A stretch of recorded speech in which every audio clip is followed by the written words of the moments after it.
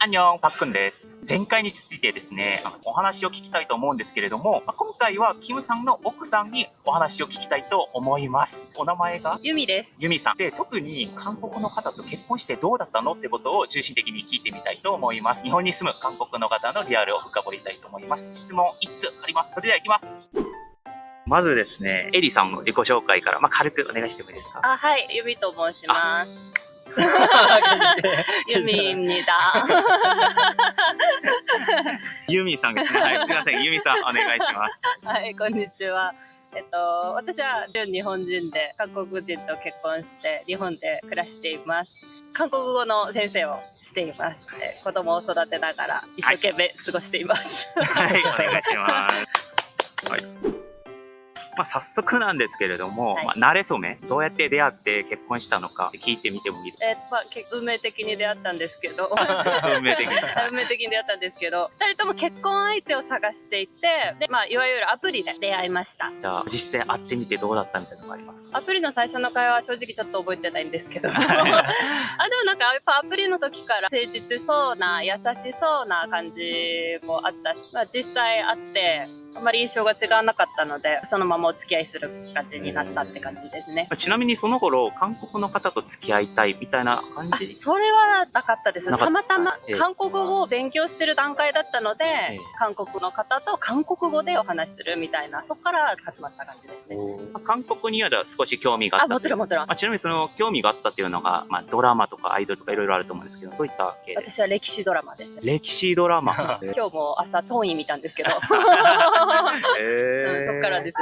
イメージしてた韓国人の男性と、実際会ってみて違ったりとかすると思うんですが、その辺ありました？それはなかったな。でもイメージしてたのは個人的な意見であれですけど、韓国の男性は優しくてよく気がついてくれてお世話してくれたりとか、リーダーシップがあったりとか、そういうイメージがあるじゃないですか。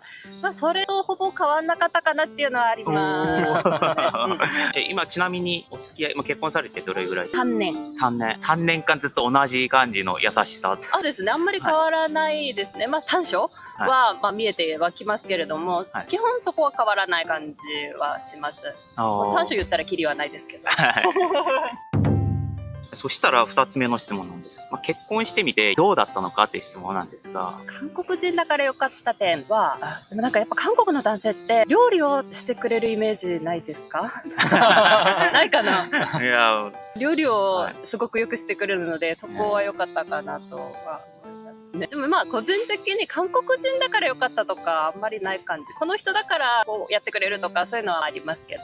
キムさんだからってことですね。結局のところ。逆にキムさん的にはどうでしたか？性格は明るくて、日本の女性って言えば優しい感じがあるんじゃないですか。実際も優しいし、それに対してすごく満足しています。そしたら次の質問、3番目の質問。結婚してみて大変だったものみたいなのありますか？それはあります。はい。相手が韓国の方だからこそ大変だったっていうのはやっぱり文化の違い。文化の違い。文化の違いから出るこの価値観の違いとか、そういうのは大変ですね。例えば些細なことですけど、例えば日本ってお箸をこう横に置くじゃないですか。それを縦に置く。韓国は縦に置くから、そこにいちいちしつこく言われたりとか逆に言うと、日本は玄関上がって靴を脱ぐときに後ろ向きに揃えて、出るときに出やすいように揃えて出ますけど、韓国はそのまま入っていくイメージ。私からすると、なんで揃えないのみたいな、人によって違うかもしれないですけど、細かいそういう文化の違いが気になりますね。ほんで今の話を聞いて、キムさんからも反論みたいなそのぐらいは大丈夫じゃないの？小さい積み重ねが気になるな。誰もが結婚したらそういうのはね、たくさんあるでしょうけど、そういう文化の差から生まれる違いみたいなのが気になるかな。他のところで言うと、例えば家族の面で苦労されてる。私は苦労はしてないですけど、韓国の家族文化と日本の家族文化っていうのは全く違います。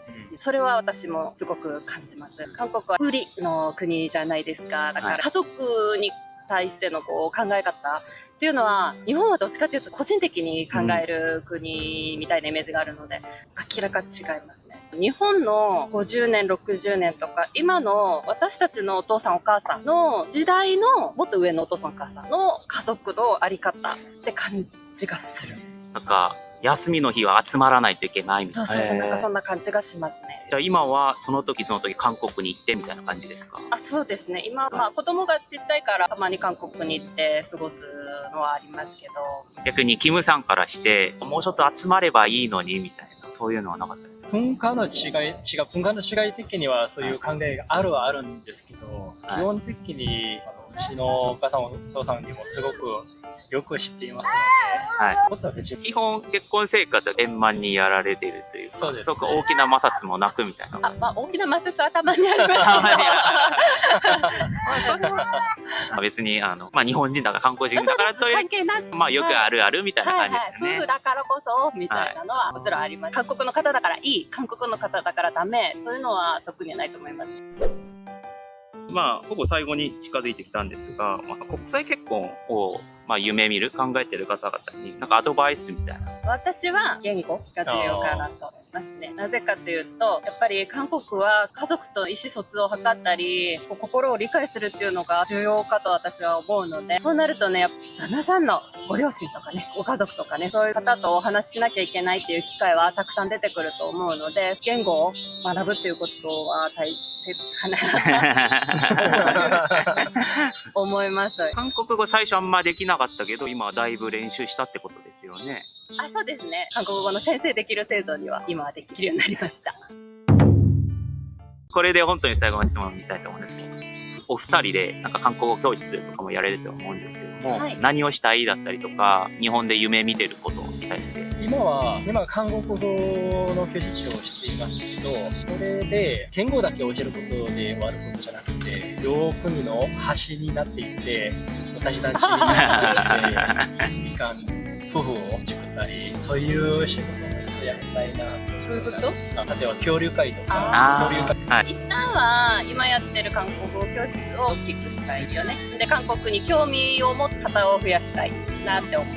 今までのところですと、どれぐらいやられていて、まあ、どれぐらいの結果というか、のイメージですか？もう8年ぐらい、はい2人で結婚してもう3年ぐらいやってるんですけど、どんどん今生徒さんが増えてきている状態ではありますね。またほら、今コロナが終わってとか、あとはね、BTS の兵役が終わってとかって言って、韓国に興味を持つ方がまた増えてきたみたいなイメージではあるので、私たちも韓国語を教えられる機会が増えてるかなと。お二人で今運営されてるところですね。はい。グランドタミに活動されてる方々のお話を聞くことができました。本日お忙しい中、子供のいる中でお時間いただきありがとうございます。とんでもないです。しっかり YouTube チャンネルも運営しているので、ぜひそちらもご確認してください。以上、バクでした。アンニョン。